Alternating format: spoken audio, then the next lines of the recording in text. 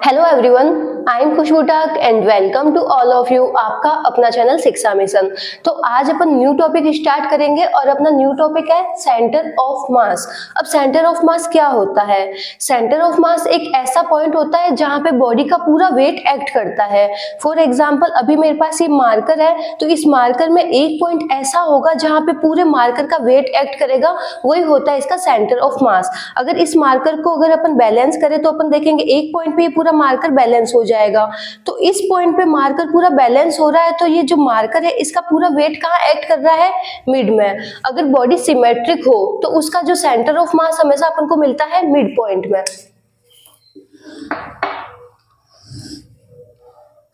अपने पास में एक रॉड है, अपन देख रहे हैं ये है सिमेट्रिक। जितना इसका मतलब इस साइड में जितनी ये रॉड है उतनी है ये इस साइड में, जितनी ये ऊपर है उतनी है ये नीचे। तो इसको अपन बोल सकते हैं ये है सिमेट्रिक रॉड। तो इसका अपना सेंटर ऑफ मास कहाँ लाई करेगा? एक्स डायरेक्शन में भी मिड पॉइंट, एक्स डायरेक्शन में अपन को मिड पॉइंट मिलेगा ये, और वाई डायरेक्शन में अपन को मिड पॉइंट मिलेगा ये। तो एक्स डायरेक्शन और वाई डायरेक्शन दोनों के मिड पॉइंट में इसका सेंटर ऑफ मास लाई करेगा, क्योंकि ये बॉडी क्या है, इसका जो मास है वो क्या है, सिमेट्रिकली डिस्ट्रीब्यूट है। फॉर एग्जाम्पल यहाँ पे अपन ले लेते हैं एक डिस्क।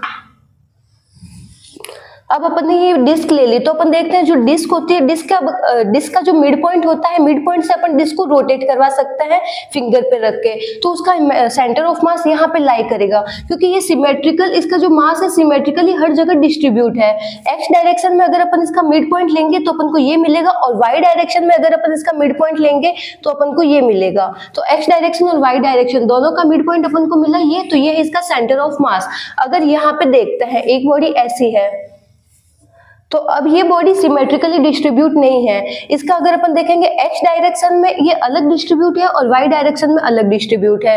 तो एक्स वाई डायरेक्शन में अगर अपन देखेंगे तो जितनी ये ऊपर है उतनी ही ये नीचे भी है। तो वाई डायरेक्शन में तो ये है सिमेट्रिक, लेकिन एक्स डायरेक्शन में ये सिमेट्रिक नहीं है।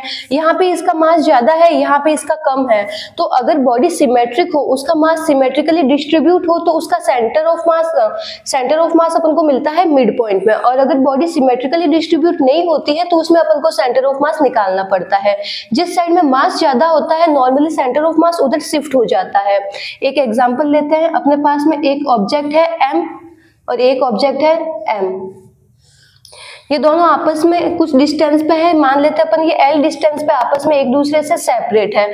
तो अब इसका जो सेंटर ऑफ मास अपन को कहाँ मिलेगा? मिड पॉइंट में, क्योंकि ये क्या है, सिमेट्रिकली है। अगर यहाँ पे इस ये वाला ऑब्जेक्ट है उसका मास अपन लेते हैं m, और इधर जो ऑब्जेक्ट है उसका मास अपन चेंज कर देते हैं, इस साइड में ले लेंगे अपन 2m। तो यहाँ पे देखते हैं इस साइड में इसका मास ज्यादा है, उस साइड में उसका मास कम है। तो सेंटर ऑफ मास इस टाइम क्या होगा? सेंटर ऑफ मास इस टाइम शिफ्ट हो जाएगा, और इस केस में सेंटर ऑफ मास इधर आ जाएगा। तो जिस साइड में मास ज्यादा होता है सेंटर ऑफ मास हमेशा उस साइड में शिफ्ट हो जाता है। अब अपन देखते हैं सेंटर ऑफ मास कैसे निकालते हैं, इसका फॉर्मूला क्या है। तो यहाँ पे अपन ने दो मास ले लिए, एक ऑब्जेक्ट है उसका मास है m1 और दूसरे ऑब्जेक्ट का मास है m2। अब अपन ने इसको ले लिया है कोऑर्डिनेट में। अब अपन को निकालना है इसका सेंटर ऑफ मास कहाँ है। m1 कुछ भी हो सकता है, 2, 4, 6, 8 कुछ भी वैल्यू हो सकती है, और m2 भी कुछ भी वैल्यू हो सकती है। जरूरी नहीं है m1 और m2 दोनों सेम है, m1 और m2 अलग अलग भी हो सकता है। इस कंडीशन में अपन सेंटर ऑफ मास कैसे निकालते हैं? तो यहाँ पे जो m1 है ये है कोऑर्डिनेट में, x एक्सिस में भी है, y एक्सिस में भी है, और ये z एक्सिस में भी है। तो अपन इसको पहले तो ओरिजिन से मिला देंगे।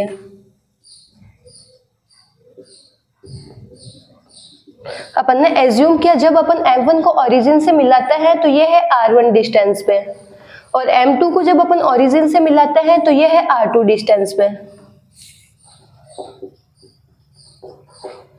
तो यहाँ पे अपन अभी x एक्सिस और y एक्सिस को ले रहे हैं। तो m1 ऑब्जेक्ट है ओरिजिन से r1 डिस्टेंस पे है, और m2 ऑब्जेक्ट है ओरिजिन से r2 डिस्टेंस पे है। तो इनका जो सेंटर ऑफ मास है इनके बीच में ही कहीं लाई होगा, m1 और m2 इन दोनों के बीच में ही कहीं लाई होगा। तो अपन इसको ले लेते हैं r वेक्टर से।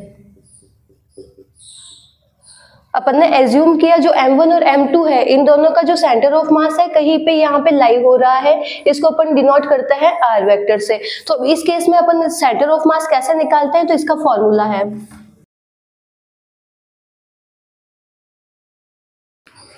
तो सेंटर ऑफ मास की पोजीशन निकालने के लिए फॉर्मूला अप्लाई करते हैं अपन m1 r1 plus m2 r2 upon m1 plus m2। m1 जो मास है ओरिजिन से r1 डिस्टेंस पे है, ये दोनों आपस में मल्टीप्लाई होंगे, और m2 मास है ओरिजिन से r2 डिस्टेंस पे है, तो ये दोनों मल्टीप्लाई होंगे और इसमें अपन डिवाइड करेंगे m1 प्लस m2। तो पोजीशन वेक्टर यहाँ पे अपन देख रहे हैं, जो पोजीशन वेक्टर है ये सेंटर ऑफ मास है वो कहाँ लाई कर रहा है, m1 r1 plus m2 r2 upon m1 plus m2। अब ये अपन x एक्सिस, y एक्सिस और z एक्सिस तीनों एक्सिस के लिए लिख सकते हैं।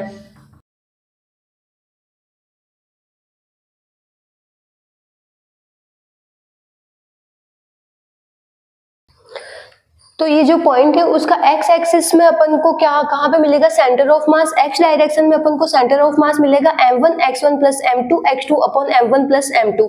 वही अगर अपन को y डायरेक्शन में देखना होगा तो अपन मल्टीप्लाई करेंगे m1 y1 plus m2 y2 upon m1 plus m2, और z डायरेक्शन में अगर अपन को देखना होगा तो m1 z1 plus m2 z2 upon m1 plus m2।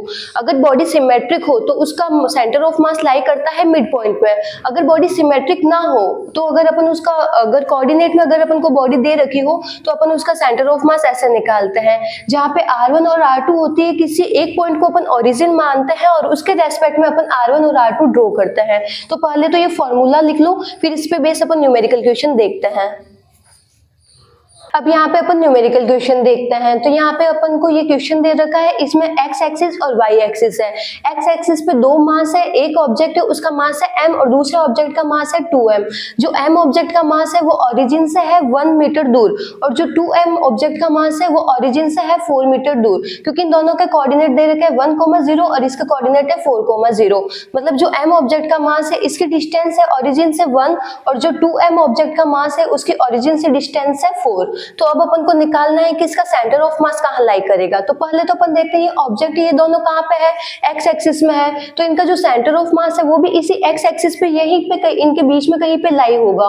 तो यहाँ पे अपन जो सेंटर ऑफ मास निकालेंगे वो सिर्फ x डायरेक्शन में निकालेंगे, क्योंकि y डायरेक्शन तो है ऊपर की तरफ, एक ऑब्जेक्ट है यहाँ पे, दूसरा ऑब्जेक्ट है यहाँ पे, तो इसका जो सेंटर ऑफ मास है इसके कहीं मिड में लाई करेगा, तो x एक्सिस में इसका सेंटर ऑफ मास लाई करेगा। तो यहाँ पे अपन फॉर्मूला अप्लाई करते हैं। x एक्सिस में सेंटर ऑफ मास निकालते हैं अपन m1 x1 plus m2 x2 upon m1 plus m2। तो जो x1 और x2 यहाँ पे क्या होती है, ओरिजिन से डिस्टेंस कितनी है, तो इस ऑब्जेक्ट की ओरिजिन से डिस्टेंस कितनी है 1, और इसका मास कितना है m। तो यहाँ पे अपन लिखेंगे m इंटू 1 प्लस जो m2 ऑब्जेक्ट है इसका अपन को मास गिवन है 2m, और इसकी ओरिजिन से डिस्टेंस कितनी है 4। तो यहाँ पे अपन मल्टीप्लाई करेंगे इसको 4 से, upon m1 plus m2, m1 है m और m2 है 2m, इन दोनों को अपन प्लस करेंगे तो अपन को मिलेगा m प्लस 2m 3m।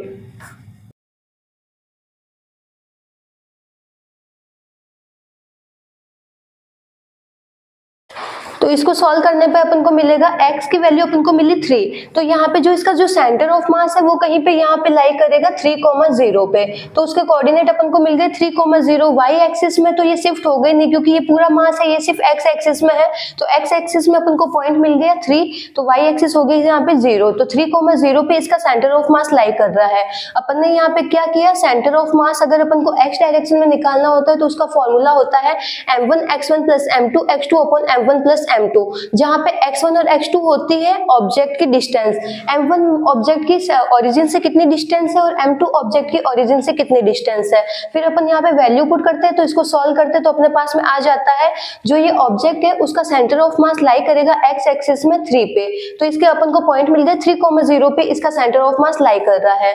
अब यहाँ पे अपन देख सकते हैं एक ऑब्जेक्ट है उसका मास है m और दूसरे ऑब्जेक्ट का मास है 2m, मतलब उससे डबल मास है। अब यहाँ पे जो मास है वो सिमेट्रिकली नहीं है, तो यहाँ पे सेंटर ऑफ मास यहाँ पे शिफ्ट हो गया। अगर यहाँ पे भी ऑब्जेक्ट का मास m होता और यहाँ पे भी ऑब्जेक्ट का मास m होता तो सेंटर ऑफ मास लाई करता मिड पॉइंट में, लेकिन एक साइड में मास ज्यादा है दूसरी साइड में कम है, तो जिस साइड में मास ज्यादा होता है सेंटर ऑफ मास हमेशा उस साइड में शिफ्ट हो जाता है। अब देखते हैं अपन सेकंड क्वेश्चन। अब यहाँ पे एक ऑब्जेक्ट है उसका मास है m और दूसरे ऑब्जेक्ट का मास है 3m। अब ये दोनों आपस में d डिस्टेंस पे सेपरेट है। अब यहाँ पे अपन को कोऑर्डिनेट नहीं दे रखा है तो अपन कोऑर्डिनेट एज्यूम करेंगे। अपन मान लेते हैं ये जो m ऑब्जेक्ट है ये रखा हुआ है ओरिजिन पे, तो ओरिजिन पे इसका कोऑर्डिनेट क्या होंगे 0,0, अब दूसरा ऑब्जेक्ट है, इससे कितनी डिस्टेंस पे है, d डिस्टेंस में है, तो इसके अपन कोऑर्डिनेट क्या लिख सकते हैं, इसके कोऑर्डिनेट अपन लिख सकते हैं d, 0। अब अपन देख रहे हैं जो ये m और 3m है ये एक x एक्सिस में ही है, y एक्सिस में तो नहीं है। अगर y एक्सिस में होते तो ये ऊपर होता, 3m ऑब्जेक्ट यहाँ पे होता। तो अपन देख रहे हैं m और 3m तो दोनों कहाँ पे है, x एक्सिस में है। इसको अपन एज्यूम कर लेते हैं ये है ओरिजिन, तो इसके रेस्पेक्ट में इसके कोऑर्डिनेट अपन को मिल जाएगा d, 0। अब दोनों ही x एक्सिस में है तो यहाँ पे अपन सेंटर ऑफ मास निकाल लेंगे x एक्सिस में।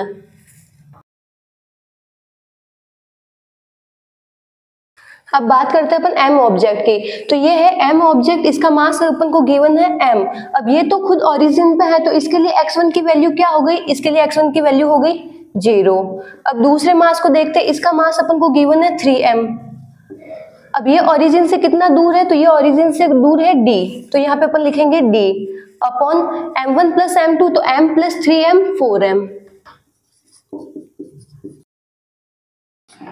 तो इसको सॉल्व करने पे अपन को ये मिला। अब यहाँ से m से m कैंसिल हो गया तो ये अपन को मिला 3/4d, और इसको सॉल्व करेंगे तो ये अपन को मिलेगा 0.75d। तो पूरी डिस्टेंस अगर d है तो इसका जो सेंटर ऑफ मास है वो यहाँ पे लाई करेगा 0.75d पे, मतलब ये कहीं पे यहाँ पे लाई करेगा। अब यहाँ पे भी अपन देख सकते हैं एक साइड में मास ज्यादा है और एक साइड में मास कम है और दूसरी साइड में मास ज्यादा है। यहाँ पे सिर्फ m ऑब्जेक्ट का मास है और इस साइड में 3m ऑब्जेक्ट का मास है। तो जिस साइड में मास ज्यादा होता है सेंटर ऑफ मास उस साइड में शिफ्ट हो जाता है। तो यहाँ पे सेंटर ऑफ मास अपन को मिला 0.75d पे। तो यहाँ पे अपन देख सकते हैं सेंटर ऑफ मास वो पॉइंट होता है जहाँ पे पूरी बॉडी का वेट एक्ट करता है। अब अभी अपन ने किए इस पे 2 न्यूमेरिकल, बाकी के न्यूमेरिकल अपन करेंगे नेक्स्ट लेक्चर में। Thank you.